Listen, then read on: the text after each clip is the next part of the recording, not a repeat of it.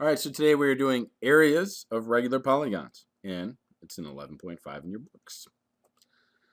Our objectives for today are to find the areas of equilateral triangles and to find the areas of other types of regular polygons. They are separate for a reason, even though an equilateral triangle is a type of regular polygon. So let's start with that, the area of an equilateral triangle. Okay, you can already find the area of a triangle, I know, by doing half the base times the height. But equilateral triangles have their own special formula, and it is extremely useful to remember because you might only be given the length of a single side. And this is much easier than going back and trying to figure it out, doing it half the base times the height and having to do all that other stuff. So, Theorem 106 states that the area of an equilateral triangle equals the product of 1/4 the square of a side and the square root of 3. This is what it looks like, okay? So you've got area of an equilateral triangle. Take whatever the length of a side is and square it, and then divide it by 4, and then times that by the square root of 3, and that'll give you its area. All right, that's the only way that it's different right there. Everything else will apply to that and regular polygons. So let's start off with some vocabulary. Okay, first off, we have a radius. Now, you know what a radius is, but as far as a polygon goes, in a regular polygon, it is the segment joining the center to any vertex. The next thing you need to know you haven't heard before, and that is an apothem. Okay, an apothem, not this guy. An apothem is, in a regular polygon, the segment joining the center to the midpoint of any side. Okay, so couple of interesting facts about apothems and radii. All apothems of a regular polygon, including equilateral triangles, are congruent. Only regular polygons have apothems. An apothem is a radius of a circle inscribed in the polygon. So, like if you were to take a circle and draw it inside the regular polygon, the apothem would be the radius of that circle. An apothem is the perpendicular bisector of the side. So not only does it divide the segment it goes to into two equal segments, it also forms a perpendicular line with the segment. A radius of a regular polygon is a radius of a circle circumscribed about the polygon. So inscribed is inside the figure, circumscribed is outside the figure. A radius of a regular polygon bisects an angle of a polygon. So let's say you had an angle of a square, which is a regular polygon.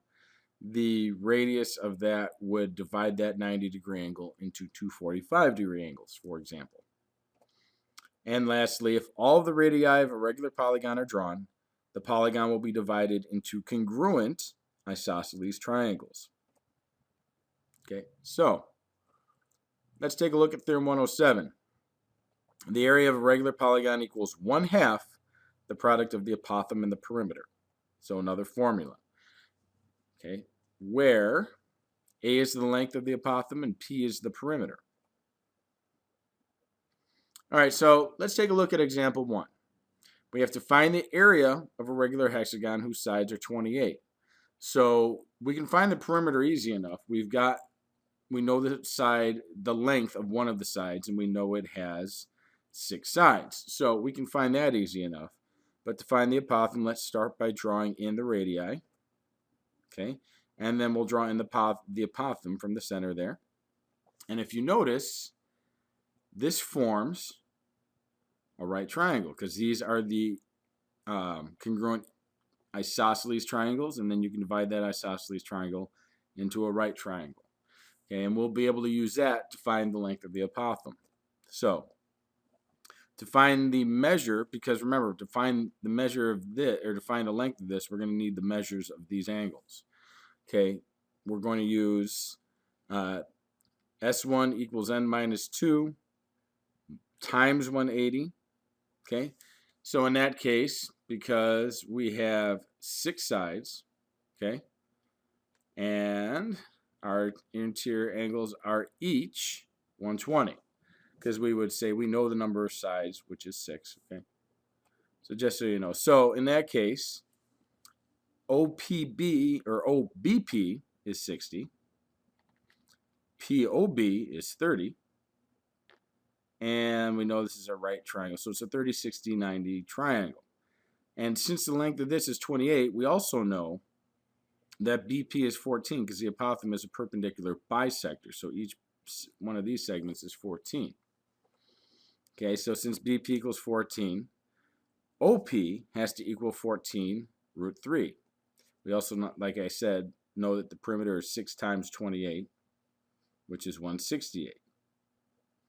So using our formula, we have our apothem length now. We also have a perimeter. 1/2 of 14 root 3 times 168 equals 2,352 times the square root of 3.